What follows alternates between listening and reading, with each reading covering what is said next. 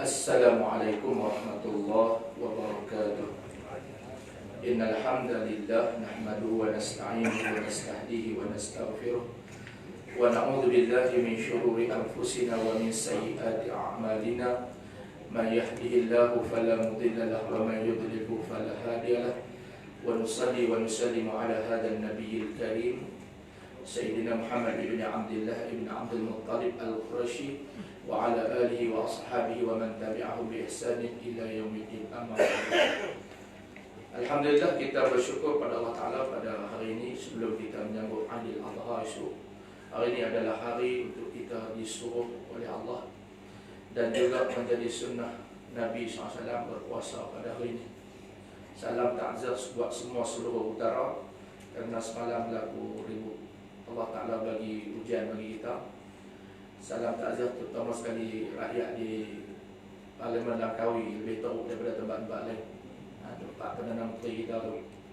Muslimin muslimat yang dirahmati Allah sekalian, dalam kita berjuang ni, ramai orang tak faham bahawasanya usrah sangat penting.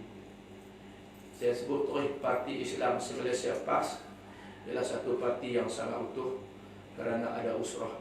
Orang banyak tu sokong atas hawa atas angin pun ni kerana dia tak ada usrah. Usrah mana apa dia? Keluarga. Apa dicerita dalam tu? Cerita prinsip PAS.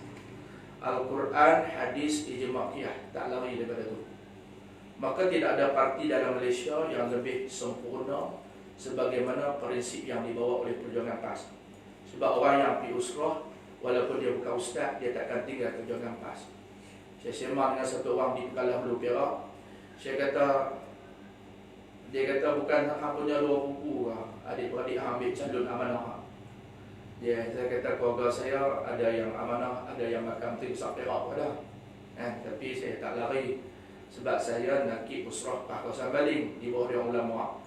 Jadi orang yang masuk usrah ni dia tak sama dengan orang sokong PAS sekadar sokong.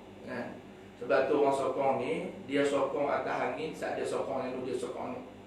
Orang yang masuk usrah ni dia akan sentiasa beringat kerana fadzakir innama anta mudzakir ya Muhammad, beringat. Apa tujuan kita sokong PAS? Satu je, mendapat redha Allah. Kalau PAS nak redha manusia, PAS tak payah jadi pemangkang ni. Rugi ya. Duk lama berjuang dengan DAP apa semua, tiba-tiba kita lawan dia. Bukan kita lawan sebab kita tak suka dengan dia. Sebab dia tak suka dengan Islam. Sebab Allah suruh bawa Islam. Itu jawapannya. Orang masuk usrah, dia tahu. Di situ punca dia. Kalau kamu tak suka benda yang Allah Ta'ala suka, kami pun tak suka pada kamu kerana kamu tak suka dengan apa yang Allah Ta'ala suka. Nampak? Lalu dia kata bukan sebab tu ustaz, sebab tak pandai agama. Oh, awak kata tak pandai agama. Berapa ramai agamawan yang keluar daripada perjuangan Islam pada hari ini? Nampak? Bukan soal hang ngaji agama tak ngaji agama. Soalnya hang ikut tak apa yang diteraskan oleh ulama. Daripada Hasan Al-Banna, daripada ulama-ulama terdahulu, Said Hawa. Bagaimana perjuangan mereka? Mereka tidak meninggalkan apa yang nama dia usrah. Kita duduk dalam perjuangan Islam, murabit. Orang yang boleh duduk di mana-mana posisi. Macam Ustaz Sidino, dia kata, aku boleh duduk di Pusurujaya Perak, aku boleh duduk di Dewan Ulama, aku boleh duduk seperti orang biasa. Itu panggil murabitin. Orang-orang yang boleh duduk di mana saja posisi. Inilah bezanya perjuangan yang dibawa oleh PAS. Iaitulah perjuangan yang mementingkan kepada tarbiyah. Murabi hak terkenal Ustaz Yahya Osman, Allah raham murabi. 3 orang nama besar yang dikenali di Mesir. Yang pertama nama dia Ustaz Yahya Osman. Semua tu dapat didikan Ikhwanul Muslimin Mesir. Nombor 2 ialah bila sebut kata Yahya Osman, satu nama yang digerungi, dia adalah murabi, Allah yarham. Masih ada 3 seorang. Nombor 2 Ustaz Harun Taib, Datuk Harun Taib. Dia dah buat dah, tapi tak habis sampai habis PhD. Dia dah buat dah, Master confirm ada. Agamawan terkenal Datuk Harun Taib, bekas Esko Negeri Terengganu Darul Iman.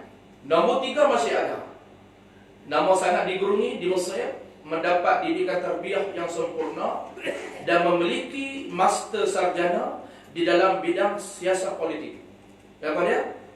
Sains politik, iaitulah Tuan Guru Datuk Seri Haji Abdul Hadi Awang. 3 orang ni adalah murabbi dalam perjuangan. Tinggal soal lagi. Dua lagi Allah Ta'ala dah panggil. Mereka sedang bersenang-lenang di atas kepayahan mereka di atas dunia. Sebab tu kita nak ikut ulama, kita kena masuk usrah, bukan sok pempah di atas layar-layar. Sebab tu lari habis. Dia lompat sana, dia lompat sini. Lompat tak apa, kencing kawan tu yang tak tahan tu. Dia lompat sana, dia lompat sini. Sebab dia tak faham. Dia kata, aku sok pempah ni sebab pah adalah perjuangan. Hang pergi usrah tak? Daftar ahli usrah, kemudian ikut apa yang telah disebut oleh nakib-nakib usrah itu supaya lebih mantap. Kalau kita mengaji tasawuf, tidak ada perjuangan untuk membawa mendaulatkan Islam, tidak ada makna. Sebab tu kita mengaji penawar bagi hati. Syekh Abdul Qadir Mandiri kata apa? Wajib menyokong parti yang membawa perjuangan Islam dan wajib mendaftar sebagai pengundi. Ada satu kitab Bekah. Ustaz Awalanai baca kitab tu. Dia kata wajib kita mengundi apabila masuk dalam usia yang sepatutnya kita mengundi perjuangan yang telah dibawa oleh ulama-ulama. Yang ramai dalam parti itu ialah ulama-ulama yang ikhlas perjuangan mereka kerana Allah dan Rasul. Itu penting tu tentu. Mukadimah tu bagi dia tentu dulu, insya-Allah. Mudah-mudahan kita dapat ambil ibarah balik. Esok kita ada Aidul Fitri, Aidul Adha, kembali kepada pengorbanan, iaitulah sebagaimana yang telah dilaksanakan oleh Nabi Allah Ibrahim alaihissalam. Qala al-musannifu rahimahullah ta'ala, kata tuan pengarang kitab kita, kosong apa begini? 44 kan? 44. Bagi yang ke bawah 3 daripada bawah. Dan ketahui tu lah 44 dan ketahui kan? Betul tak? Betul. Qala al-musannifu rahimahullah ta'ala, dan ketahui olehmu wahai murid di dalam bidang tasawuf ini, bahwasanya harta itu tiada dicelakan dia semata-mata. Dia kaedah dia, bila kita mencari harta, agama tak pernah larang. Hang kaya raya ke mana pun, agama tak pernah larang. Tapi takut hang gunakan agama untuk cari harta. Duk kuliah siang malam, tujuan untuk dapat pujian manusia, tujuan nak bagi orang bagi harta kat dia, itu salah. Kalau kita cari harta dengan kita meniaga, dengan cara hak betul, bukan kita ambil kesempatan di atas agama, tak apa. Dia kerja betul meniaga, kuliah ni pasal dia ada ilmu, dia pun menyampaikan. Bukan di atas title dia sebagai ustaz untuk nak pengaruhi masyarakat. No, tak boleh. Agama bukan barang dagangan. Agama ialah satu benda yang nama dia cara hidup. Yang kita nak bagi clear hidup kita di akhirat, clearkan kehidupan kita di dunia. Wa man yabtaghi ghairal islami dina fala yuqbal. Siapa cari jalan lain daripada agama Islam, Allah Taala tak terima. Falam yuqbal wa huwa fil akhirati minal khasirin. Kehidupan dari akhirat kita rugi. Begitu. Jadi kalau kita hidup di atas dunia, kita cari harta ni dalam tasawuf ni, dia marahlah. Dia kata kalau ikut asal dia tu tak dicela. Bukan ikut dan nak cela orang cari harta ni. Bahkan yang dicela itu harta yang melalaikan daripada ibadah. Tak tu je. Harta yang punca jadi kita dilalai. Baru pakai Honda Accord, sembahyang tak khusyuk. Allahu Akbar. Allah. Honda Accord sembahyang tak khusyuk dah. Tak apalah dia pakai Honda Accord, yang hang motor Accord pun tak ada. Lagi teruk motor hang Accord tak ada. Bunyi macam Accord motor tak ada. Hang sembahyang tak khusyuk bahai. Hang lebih susah bagi dia. Sedangkan orang yang naik BMW X5 harga 500-600 ribu, dia sembahyang khusyuk pada kita. Apa pasal? Pasal harta tu berkat tak berkat. Bila tak berkat, dia bawa mai dalam sembahyang kita ni. Bila harta kita berkat, hati tidak terusik dengan kehidupan yang senang lenang ini. Maksudnya Allahu Akbar, Allah segala-galanya. Angkat takbir menunjukkan aku selenda dengan Allah. Angkat takbir ni simbolik selenda. Allahu Akbar. Allah besar pada tubuh kan? Dah. Allah besar pada pangkat ketuhanan. Kalau hang etika Allah besar pada tubuh, makna Allah berjirim. Makna tauhid hang tak lepas. Allah bukan berjirim, Allah bukan bertokok, Allah bukan bermasa. Allah besar pada pangkat ketuhanan. Hang besar macam mana pun di atas dunia, saat ni hang nak kena sujud di tempat orang lalu lalang. Perdana Menteri kah, yang di-Tuan Agong kah, rakyat biasa kah, ustaz kah, tok guru kah, tetap sujud di tempat orang lalu lalang. Makna kita setara saja bila kita di hadapan Allah. Yang paling besar lah. Allahu Akbar. Letak pula di sini. Mati esok tak sini dah? Tak. Walaupun tak meletak, dia tolong letak. 3 jam dah mati, kerah kejung. Lepas jahat. Begitu lagu tu juga. Tak boleh. Allahu Akbar. Jadi kita ingat, mati dengan sembahyang ni tak jauh dah. Membesarkan Allah, kemudian kita akan mati. Itu simbolik kata Tuan Guru Ni Abdullah dalam kitab Pati Musalli. Sebelum ngaji Musalli, ngaji kitab tu dulu. Apa tujuan kita sembahyang? Daripada satu perbuatan hingga bagi syalam, ada kira bicara. Sebab tu sembahyang kita jangan kuat waktu kita sembahyang seorang diri. Baca Bismillahirrahmanirrahim, Alhamdulillah, kuat. Pasal apa kita kuat sangat, orang lain bayang ganggu, tashwish, kan? Kalau kita sembahyang seorang diri, kalau kita tu imam tak apa. Pasal ada tempat kena kuat, ada tempat kena slow. Kita kena mengaji bab fokus bab sembahyang ni. Daripada takbir, apa tujuan, apa letak di sini pasal apa, sebab apa sami Allah berkuat lagu tu, sebab apa tangan tak lagu tu. Oh, semua tu ada kira bicara. Sampai bagi salam pun ada kira bicara. Kalau kita tak mengaji bagi salam je tak? Assalamualaikum Allah. Assalamualaikum Allah. Baru belatuk. Padahal orang mengaji ni, dia nak pahala ni, setiap pergerakan sembahyang ada pahala dia. Betul-betul sunnah Nabi salam macam mana Ustaz? Begini keadaannya. Assalamualaikum warahmatullahi. Alif Lam Mim. Assalamualaikum warahmatullahi. Kum tu muka masih di depan, warahmatullah berpindah, tapi perkataan tak berhenti. Assalamualaikum warahmatullahi. Ni dia sembahyang Allah. Allah dengan doa pun tak baca. Lepas tu nak minta hak besar-besar kat Tuhan. Sembahyang buat lebih kurang. Apa makna kita sembahyang? Maknanya kita tak reti. Maknanya bila lalai kita dalam harta hak kita cari itu, maka hak itu menghalang kita daripada ibadah. Nak sedekah bayar. Dia nak buh RM2 dalam tabung ni, tabung duduk berjalan, dia punya payah lah nak buh. Hati dia terus Allah, lagu 250. Padahal RM2 dia nak buh, hak dia RM1, hak bini dia RM1. Kan? Habis awal tu RM2 tu. RM1 untuk dia, RM1 untuk bini dia, untuk balik sana. Tapi dia punya berat lah nak buh RM2. Tapi kalau orang Kemboja main jual baru kat modal ni, maki barang bagi ni. Barang ni tak ada ni, dia kata harga berapa? 250 sepasang. Amboi murah no. Dia rasa murah dah nak beli barang tu. Pasal apa dia rasa murah? Pasal hati dia rasa benda tu tak mahal. Sedangkan hak nak orang balik sana, dia rasa benda tu payah. Bukan salah kita beli, tapi nak cerita perbandingan dua ni. Berapa harga ni? 250. Murah lah. Dah lawak mai tu lawak mai pula. Lepas tu jual pula murah. Parit Buntak ada pasar Kemboja, hang tak beli hari tu pun boleh pergi kat pasar Kemboja tu. Pergi Parit Buntak Perak. Pasar Kemboja. Bukan dia pas dekat nega kat rumah kita. Dia pasti ada pasar dia bang. Tu. Pasal apa berat? Harta kita tak berkat, benda kebajikan kita tak boleh nak buat, nak bagi. RM2 kita nak bagi untuk diri kita tiap-tiap hari, konsisten. Tiap-tiap hari istiqamah kita buat. RM2 kita bagi sikit lah. Tapi tiap-tiap hari kita buat. Kalau bagi 200 lagi bagus ya. Kemudian dia kata, harta yang dicela itu ialah harta yang melalaikan daripada ibadat, daripada kita nak bagi tumpu kita punya masyarakat kita, kehidupan kita, keberkatan hidup kita dengan Allah Ta'ala, Tuhan pencipta kita. Kita nak harta tu supaya dapat keuntungan. Apa makna tajuk dia? Harta yang berkat apa dia?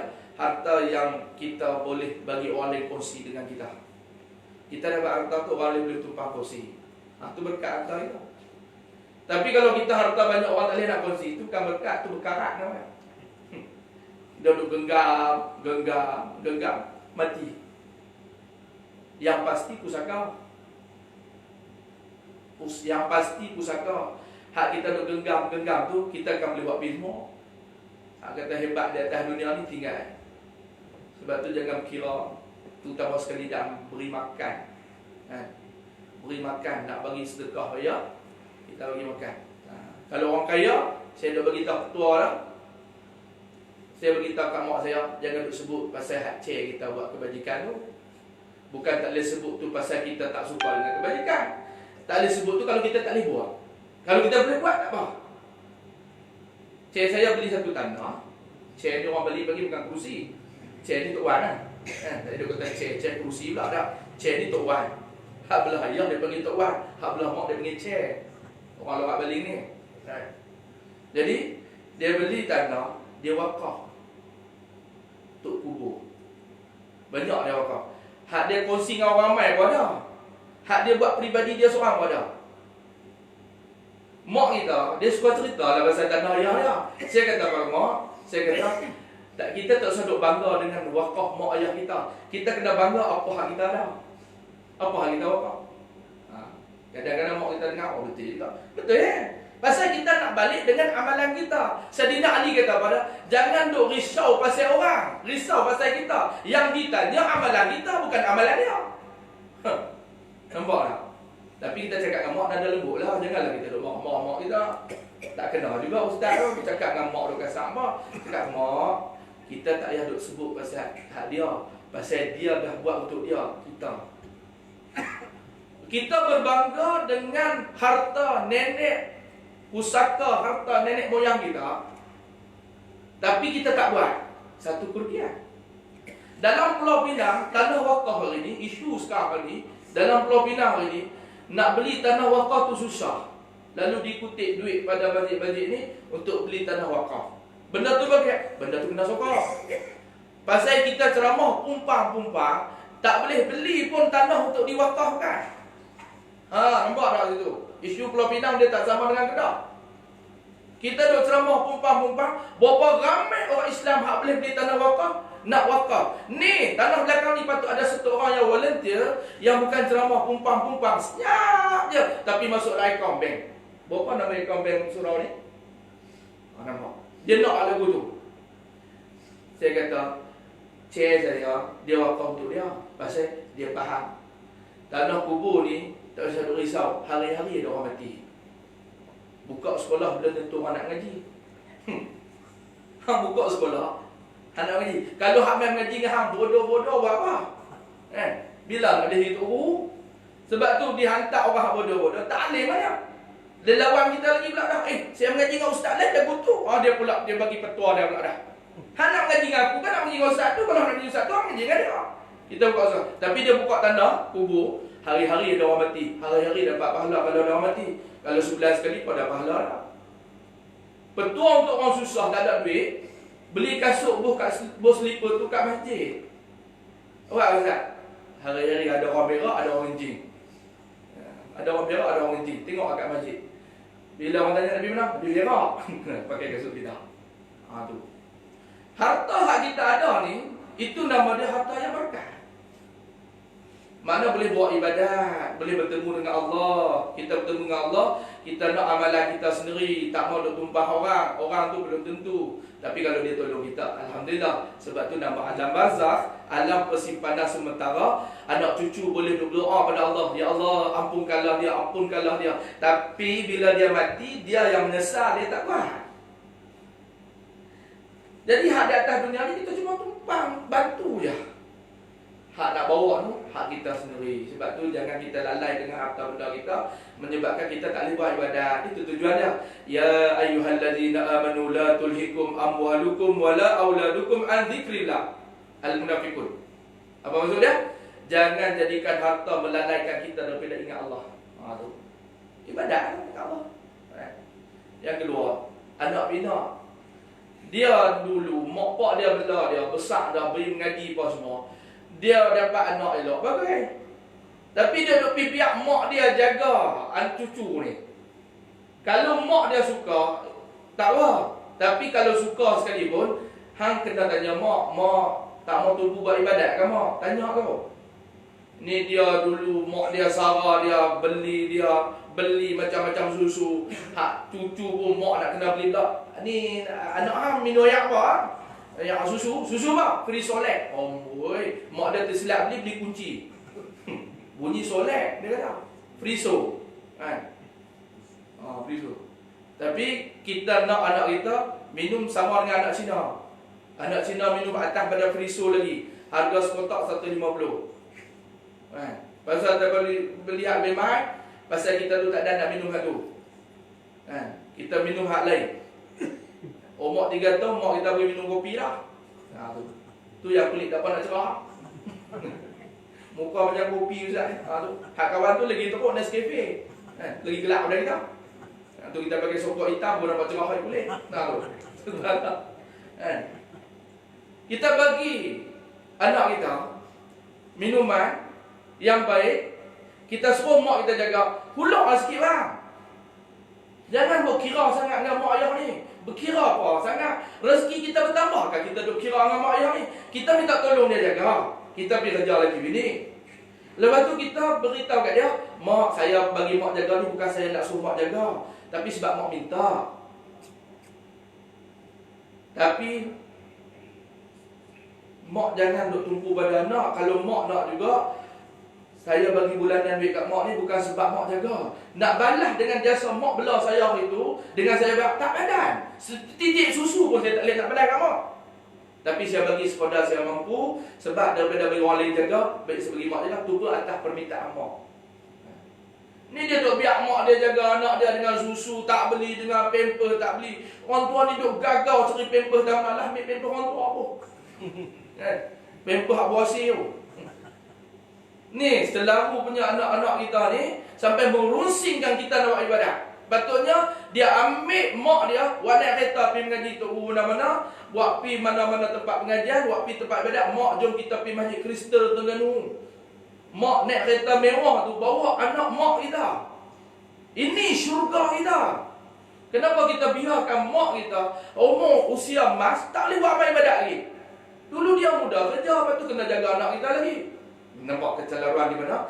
Kecelaruannya di atas anak tak faham tanggungjawab di atas dak mak. Maka ini juga termasuk daripada Tuhan melahirkan hamba, Tuhan melahirkan hamba dia.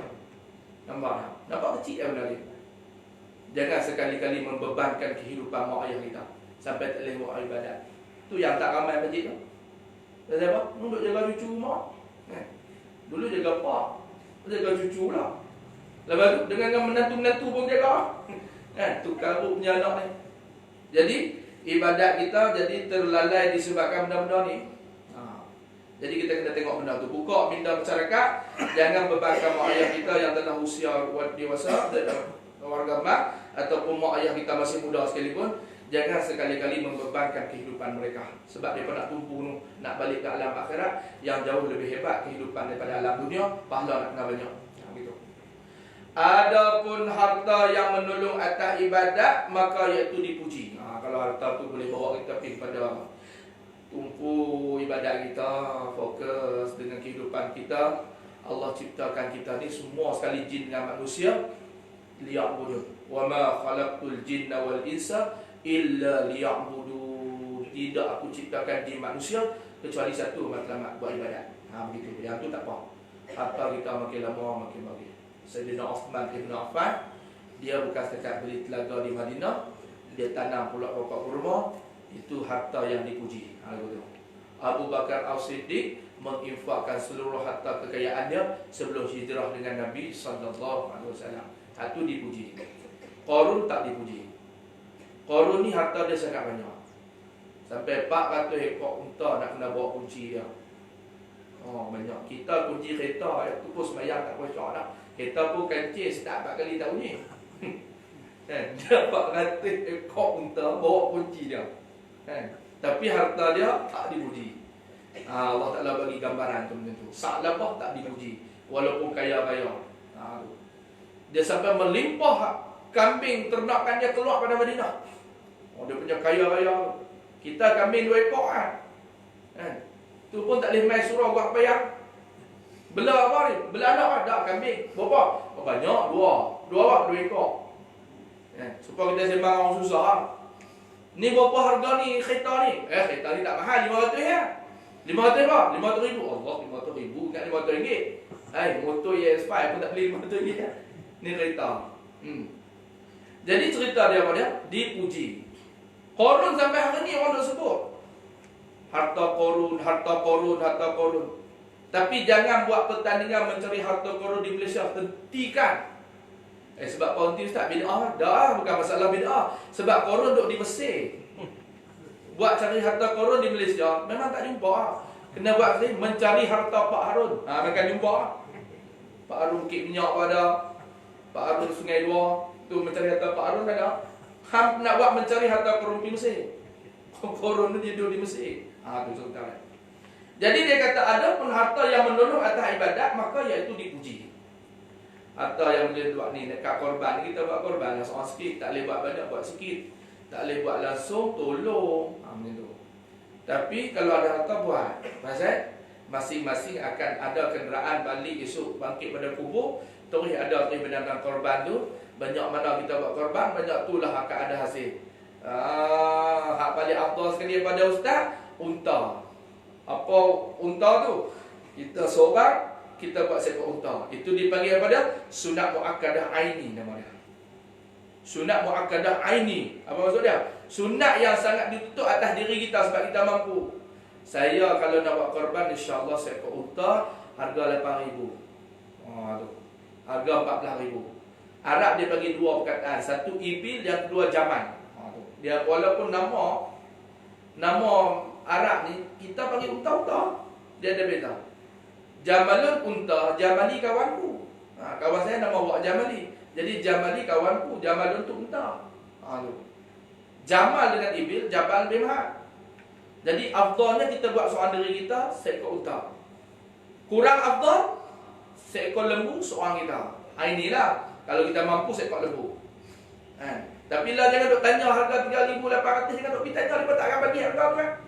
Esok nak korban, hari ni kita tanya, ada harga 3,800. Dia kata, pasal apa ni? Saya nak belah, langsung bohong, esok nak buat korban. Saya nak belah. Belah tanya 5 bulan yang lalu. Ni esok nak buat korban, dia tanya 3,400, pergi belah balik. Dia kata tak, murah-murah pun 4,000 dia kata. Belah lembu ni untung. Beri makan, bagi makan. Raya haji, beli up harga. Belah orang, beri makan. Buat penat kan? Bagi makan. Lena. Kan? Pagi lena, petang lena, malam lena. Malu kat ulak sawah. Ulak sawah dia lena. Makan kambing sebulan, makan lah. Dia minta tiap hari makan. Habis pergi mana? Jamban. Tu yang projek mana dia tu? Pergi jamban. Dah kerap makan, kuat pergi jamban. Belak lembu tu. Nombor 3, harta hak kita nak korban hak afdal. Kalau lembu tak ada untuk diri kita, seekor kambing. Kambing mana Ustaz? Kambing biri-biri. Nabi Muhammad SAW, dia buat 2 ekor kambing hak special, warna putih. Korban hak pertama dalam hidup Nabi, satu untuk anak, isteri dan diri dia sendiri. Satu lagi untuk umat. 2 ekor. Jadi tu ulama fiqh bicara binatang hak nombor 3, kambing, terjemah biri-biri. Tapi binatang tu bulu dia tak sama dengan kambing biasa. Nombor 4 baru kambing biasa. Ayam tak ada lah. Tak boleh buat korban ayam lah. Berapa ekor buat korban ni semua? Ada 4 ekor. Banyak lah. Berapa kaki? 8. 4 kali 2, 8 Ayam tak ada. Jadi kita buat korban binatang ternakan yang bukan dia. Tu kita dah yang kita belah ya. Tu. Jadi ada keuntungan kat situ, ada keuntungan siapa pun dah harta untuk buat korban. Menyesal di mana? Menyesal balik ke akhirat esok pun menyesal. Atas dunia duk seronok makan daging Atas dunia orang buat korban kita makan, orang buat korban kita makan. Bukan salah tak makan tu. Salah kita tak pernah terfikir nak buat ibadat tu. Kampung kita ada buat korban tak? Hanya kan duk tanya kampung kita ada apa? Aku bila nak buat korban? Tu kita kena tanya. Banyak orang bertanya, tahun ni tak ada korban tak? Tak ada. Habis hang tak buat bila nak ada? Hang cuba buat seekor kambing pun tak apa dah. Tu cerita dia. Pasal apa? Harta kita ni bila kita buat ibadat dipuji. Betul. Sabda Nabi sallallahu alaihi wasallam, ni'mal malus salihu lil mar'is salihi. Baca dia. Ertinya sebaik-baik sesuatu harta yang baik bagi seseorang baik. Seseorang yang baik. Allah tu dia harta ni untuk orang yang baik. Mana dia tak berkira di atas dunia ni pasal dia duk rasa hak tu hak dia pinjam. Pasal apa kita payah nak buat pula harta kita pasal kita duk kata hak kita. Kikihkan perasaan hubbud dunia, cinta pada dunia, sedekah, beri-beri. Ini tujuan apa dia? Sampai rasa dalam hati kita, aku sendiri pun pinjam hak Allah punya. Itu tujuan kita bersedekah banyak tu. Bagi. Pasal tujuannya, dalam hati kita akan jadi baik. Bila hubbud dunia dikikih daripada hati kita, maka timbul perasaan kita, aku pun pinjam hak Allah juga. Satu hari akan diambil balik. Kadang-kadang tak sampai satu hari kita duduk atas dunia pun kita duduk kata hak kita punya 450 tu dalam poket kita ni 450 kita kata kita punya lah. Esok baju raya tak beli lagi. Raya haji ni tak pakai baju baru pun tak apa. Silap. Raya haji pun kalau boleh pakai baju baru. Dia sembang lah radio. Ni cik tak beli baju raya. Dia kata raya haji buat apa? Buat apa? Raya haji tu Aidil Adha. Pakailah baju baru. Kalau tak mau beli baju baru, baju yang bersih. Pakai hak baru afdal lah. Afdal lah. Apa? Pasal apa kita pakai hak baru afdal? Pasal tanda syukur kita pada Allah Ta'ala. Tapi ustaz, hak raya puasa baru ni bodoh lagi ustaz. Baju hak baru ni. Bini muda saya sedia. Hang sampai bini dua baju selai lah. Rugi di atas dunia ni kaya raya tapi pakai baju hak sama. Toki sekerapnya hebat. Tengok raya pakai baju tu. Rugi. Pasal tak bersyukur di atas hebat pakai baju raya hak baru. Kemudian pakai minyak wangi awal-awal bangun mai. Jangan buat lambat pula mai haji surau esok. Pasal nama dia raya haji. Yang sunat raya puasa mai lambat tak apa pasal nak makan dulu. 30 hari. Hari raya haji kita tak puasa. Jadi hari ni pun kita tak puasa. Nasib baik mereka tak sedia ayam. Tidak batal puasa sejarah ni. Duk sembang-sembang balas ayam. Jadi puasa raya haji ni kita mai masjid awal. Lepas tu kita nak korban. Pakai benda baru. Apa tujuan dia? Nikmat. Wa amma bi ni'mati rabbika fahadis. Adapun dengan nikmat Tuhanmu ceritalah. Tujuan untuk baik tak apa. Beli baju pakai. Ni bini nak pakai tudung pun kira. Bang, awak Encik ingat nak beli tudung hak baru, hak Farida no? Berapa harga? Tak mahal no? 200, 200 mahal. Hang ni kira pakai tudung, hang tudung. Ustazah ke apa hang ni? Dia kira pakai tudung ustazah tu. Padahal tudung tu kan nanti ustazah, tak ustazah pun kena pakai tudung. Tak payahlah beli hang murah-murah dah. Hak murah apa? Kita pakai abang gaji sampai 8,000 sebulan nak bagi kat cik 200 pun kira. Dulu janji nak beli Pajero dah tinggal kancing tu dah. Pajero kat bibi ya. Sebelum kahwin janji macam-macam. Dah kahwin kancing. Dia yang naik Pajero, kita naik kancing juga. Jadi kita pun ambil duit lelaki kita untuk buat nikmat kita. Boleh tak? Boleh ya. Pasal kewajipan suami bagi tudung pada isteri. Dah gaji 800 takkan pakai tudung RM40. Pilah kepala batas tu dekat bertah tu beli 200. Cuma lah ni Mawar tak ada lah buat dolar. Bekerja lah nak cari Mawar apa. Mawar kata aku tak mahu duk layan dengan semua kursi semua ni. Sema sikit hawa. Hawa mana aku tak tahu. Kan? Tak ada kena-mengena dah dengan cerita aku ni. Itu tajuk dia.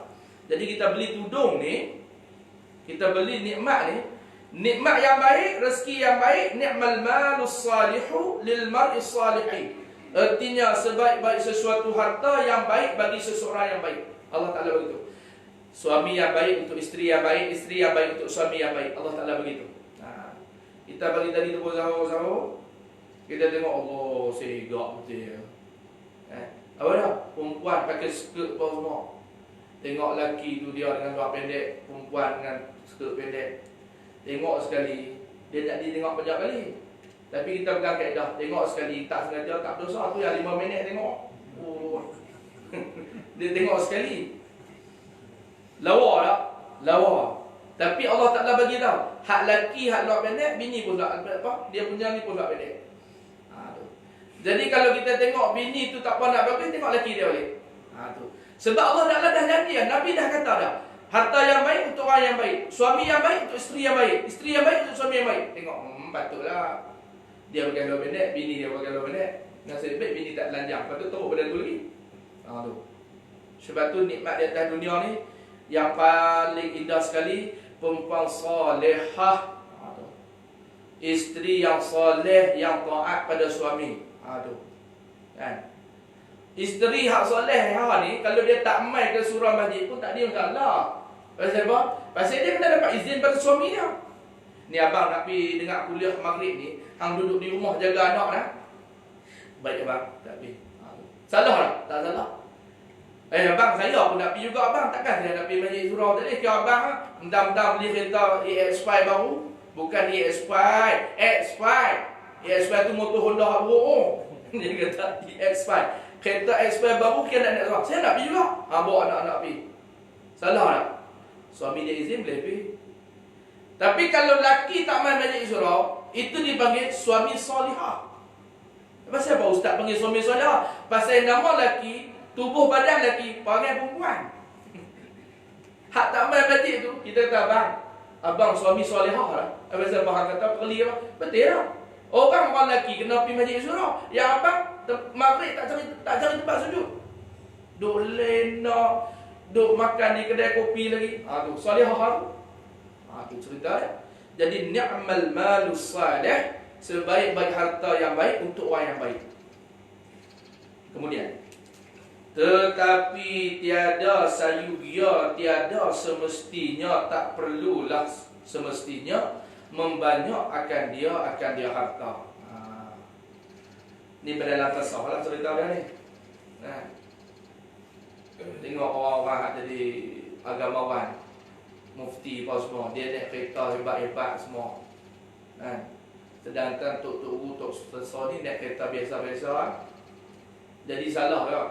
Dia tak salah. Kita dengan hukum orang tu sama. Dia Tok Guru Sesor, dia naik cara dia pasal dia Allah bagi kat dia keadaan macam tu. Ustaz Nan Sungai Karangan, Pondok Sungai Karangan. Dia naik Mercedes hak buruk lah, tapi Mercedes lah. Kita kalau baru pun Mavi tak nak pakai, Mavi je. Orang sebut pada Mavi je. Dia naik apa tu? Mercedes. Mercedes tu buruk lah, tapi Mercedes. Tu cerita dia. Dia naik kereta tu. Bila orang tanya dia Tok Guru, macam mana dapat harta ni tu? Dia kata dulu mengaji ni susah, dia kata. Lah ni dapat harta sampai kita tak mau pun dia main lagi harta tu. Orang lu bagi orang lebih. Dia paling dahsyat pasal dia boleh buka pondok banyak. Kita dah buka satu pondok pun banyak. Tapi simple kehidupannya.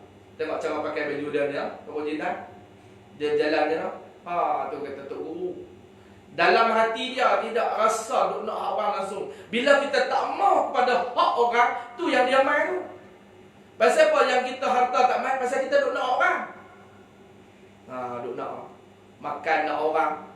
Sampai bini-bini orang pun nak, tu masalah. Bini sendiri tak terjaga, duk nak bini orang. Ni dia tak mau, dia kata, saya dulu waktu ngaji susah. Lah ni saya pun tak mau apa. Bila saya tak mau, Allah bagi campak macam-macam. Tapi dia ambil tak? Orang agama ni, kita tengok Ustaz Mat MB Kelantan tu, Ustaz Ahmad Yaakob tu, itu agamawan. Dia hidup sederhana. Nampak tak? Padahal dia menteri besar, dia boleh balas berapa projek duk ada. Dia dah. Dia nak kita menjadi tersah lagu tu. Tetapi tiada sayugia membanyak akan dia. Pagi-pagi dia main bayang. Bayang tapi tidak. Dia keluar pada rumah dia, jalan kaki, kadang-kadang pakai nak sukan lah. Nunggu kat dia nak buat program macam-macam. Tok Guru Nik Aziz mencanaikan manusia yang layak untuk duduk di tempat dia, sehingga menjadi orang yang ada perangai macam dia. Tu Ustaz Mat Yaakob layak duduk situ. Pasal apa? Pasal sifat dia tu dah ada, bukan dia berlakon. Adakah dia tidak ada kelulusan Universiti Azhar? No. Dia lebih hebat daripada hak ceramah 24 jam ni, hak tak ada kelulusan mana-mana universiti. Dia ada pendidikan yang tinggi, dia ada pemikiran yang hebat, pemikiran yang tajam dalam politik, tetapi dia tidak membanyakkan harta benda dia. Apa pasal? Pasal dia tahu bahawasanya benda tu akan ditanya Allah. Kalau dia ambil pun tak salah pun. Pasal dia menteri besar. Awak tu JKK pun tak. Nampak tak? Tu. Bahkan yang lebih utama, kata dalam kaedah tasawuf ni, orang pakai harta banyak ke, orang tak ada harta ke, tok sufi ke, tapi dalam kaedah ni kita mengaji pagi pengajian pagi ni tasawuf nama dia. Bahkan yang lebih utama diambil harta itu sekadar yang memadai sahaja. Tu nampak. Sebab tu tok budak dia hidup dia senang. Pasal apa? Pasal hati dia tak celaru macam kita ni.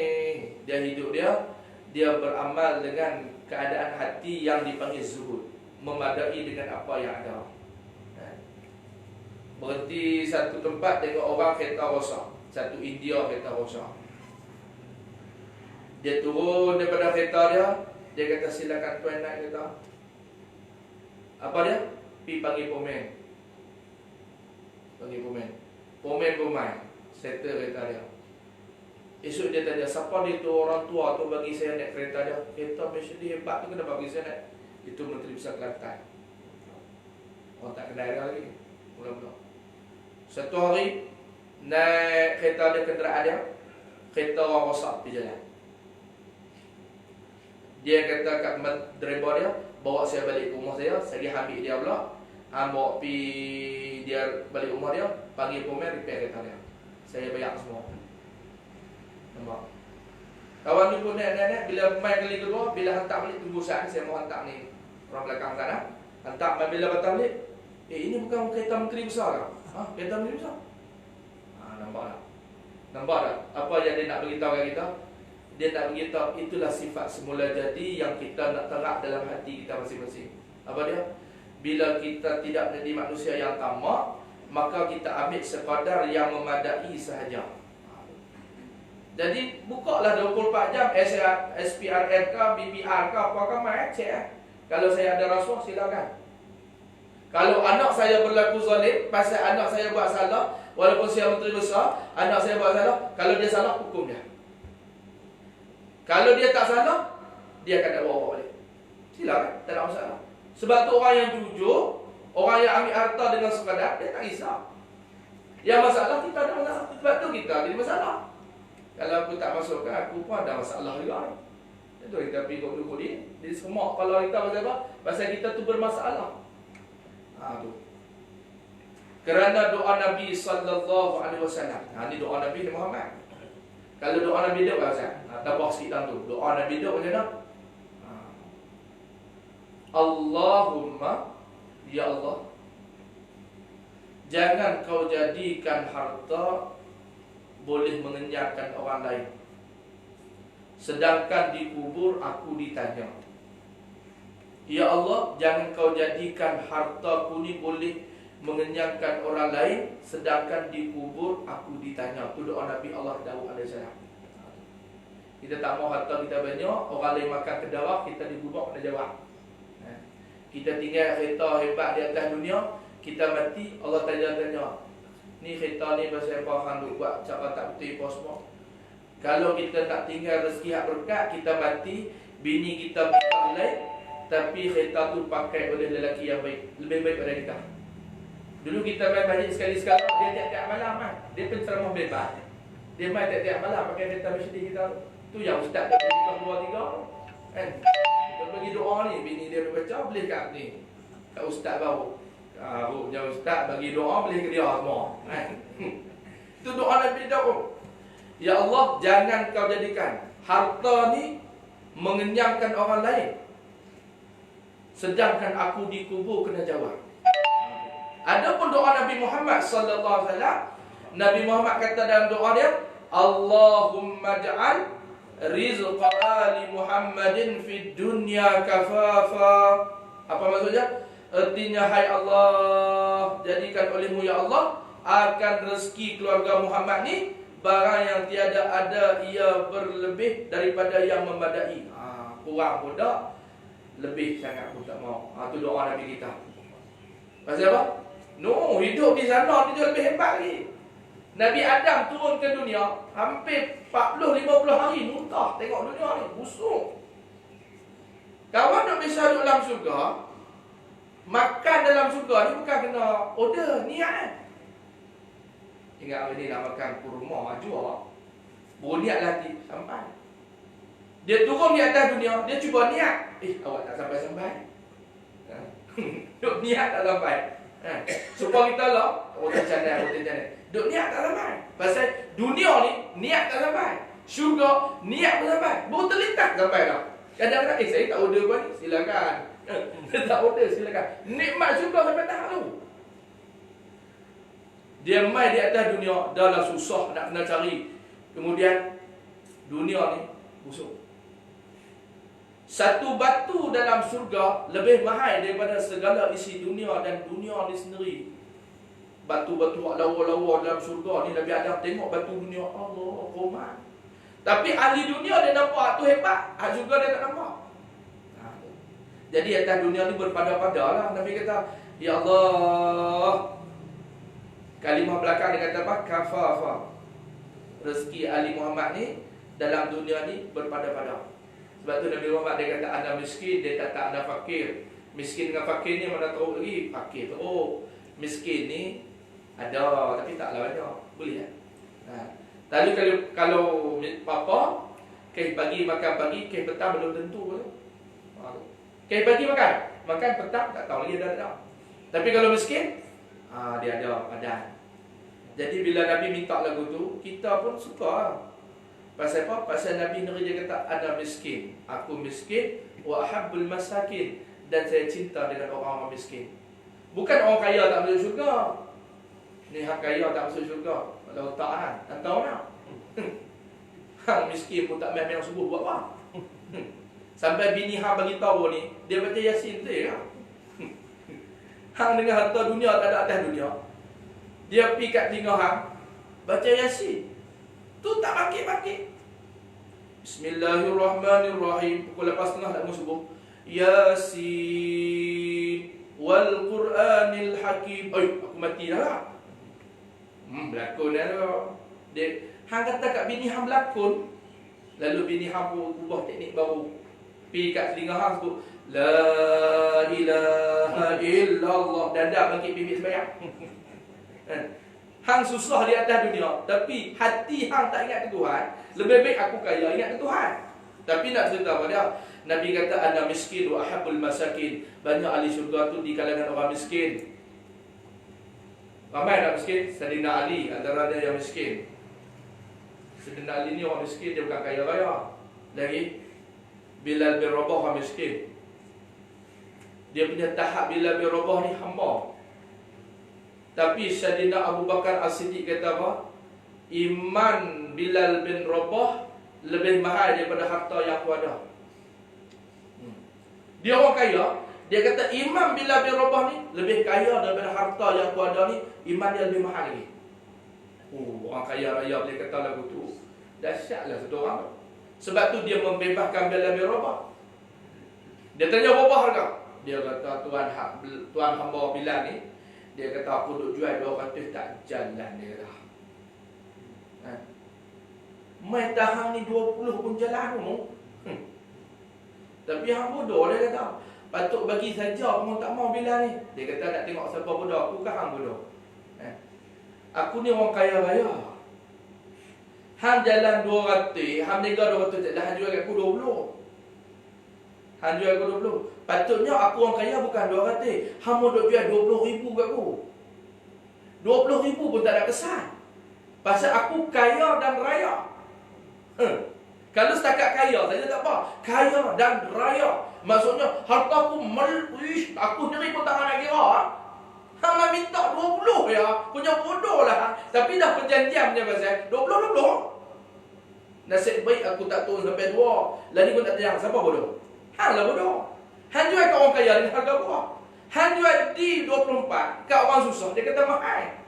Ni sekilo apa tu? Sekilo 50 mahal. Yang ni lagi mahal, duri hitam. Kan? Sebiji 240. Oi, takkan makan durian ambil 240. Hang orang susah memang mahal. Hang cuba tanya orang kaya lah. 240 tu macam 2 korban. Kan? Lalu kata Sayyidina Abu Bakar, wahai penjual hamba yang bodoh. Sesungguhnya iman Sayyidina Bilal bin Rabah lebih mahal daripada harta benda lagi. Pasal dia boleh sebut kalimah ahad. kalimah Allah Ta'ala tu besar, iman dia tu mahal. Dia confirm ahli syurga. Sayyidina Nabi berapa? Walaupun dia susah. Sebab tu doa Nabi Muhammad ni hidup di atas dunia ni berpada-pada. Jangan sampai meminta-minta, sudahlah. Bahkan sepada hajat saja menunjuki oleh Rasulullah sallallahu alaihi wasallam dengan ini doa kepada bahwasanya tiada sayugia bagi mereka yang berakal bahawa berpenat ia pada menuntut akal yang lebih daripada qadar hajat kerana tiada ada kebajikan padanya. Orang berakal ni dia fikir tak dunia. Bila dia fikir rupanya atas dunia ni sementara, nak balik bertemu dengan Allah lagi banyak. Ada orang kata Nabi Sulaiman masuk syurga merangkak, tak kena istilah tu. Tapi gambaran balaghah ada sampai. Cuma kita sebut Nabi Sulaiman merangkak tu, tak kena perkataan tu dari sudut dia Nabi tu lah. Tapi bila sebut di sudut balaghah, apa maksudnya? Lambat tu maksudnya. Dihisap. Kalau dia sebut kata merangkak tu maksud lambat dihisap, tu dia. Pasal harta dia punya, adakah dia ambil rasuah apa? Tak. Semua hak suci bersih semua. Sebab Allah bagi kat Nabi Sulaiman ni kerajaan. Takkan ada lagi kerajaan hak macam Sulaiman. Bahkan setengah riwayat kita Sultan Brunei itu keturunan dia, wallahualam. Tengok sampai hari ni dia kekal. Lagi lama lagi maju kerajaannya. Wallahualam itu pendapat orang. Tapi Nabi Sulaiman ni kaya. Dihisap satu tu. Orang tanya kita, abang kalau masuk syurga esok merangkak boleh abang? Dia kata merangkak jadi masuk sudah dia kata. Tapi nak cerita pada, walaupun kaya lagu Allah Ta'ala hisap. Nabi Sulaiman masuk pasal dia Nabi dan Rasul. Banyak dihisap. Ni kalau kita buat benda salah, lebih pada tu lagi. Akan ditanya daripada Allah tentang nikmat yang dia bagi kat kita. Jadi orang yang berakal ni apa dia? Apa hak kita ada? Itu hak kita. Tak risau pun dengan orang. Kita ada setakat tu je lah. Cuma yang kuliah jangan lama-lama sangat Ustaz. Aku pun penat dengan aku. Betul-betul kita ya. Biarlah anak berhenti ni, kita berhenti tentu insyaAllah kita tangguh di lain masa dan ketika. Yang baik daripada Allah, kekurangan itu pasti kelemahan saya sendiri. Jadi kita berhenti bermula pada hajat itu bersalah-salahan ia dengan sebab bersalah-salahan kelakuan manusia. Jadi hajat setiap orang tu tak sama. Jadi kita jangan nilai satu manusia tu sama lagu kita dan nak ceritakan kita. Wallahu subhanahu wa ta'ala a'lam. Bismillahirrahmanirrahim. Alhamdulillahirabbil alamin wassalatu wassalam ala asyrafil anbiya'i wal mursalin wa ala alihi washabihi ajmain. Ya Allah, manfaatkanlah apa yang kami pelajari pada pagi ini ya Allah. Ingatkanlah daya ingatan kami serta amalan kami kepadamu ya Allah. Keikhlasan itu adalah keutamaan bagi kami ya Allah, kerana Engkau menilai amal-amal yang ada takwa kepadamu ya Allah. Rabbana zalamna anfusana wa illam taghfir lana wa tarhamna lanakunanna minal khasirin. Rabbana atina fid dunya hasanah wa fil akhirati hasanah wa qina adzabannar. Wa sallallahu ala sayyidina Muhammadin wa ala alihi wa sahbihi wa sallam. Walhamdulillahirabbil alamin. Assalamualaikum warahmatullahi wabarakatuh.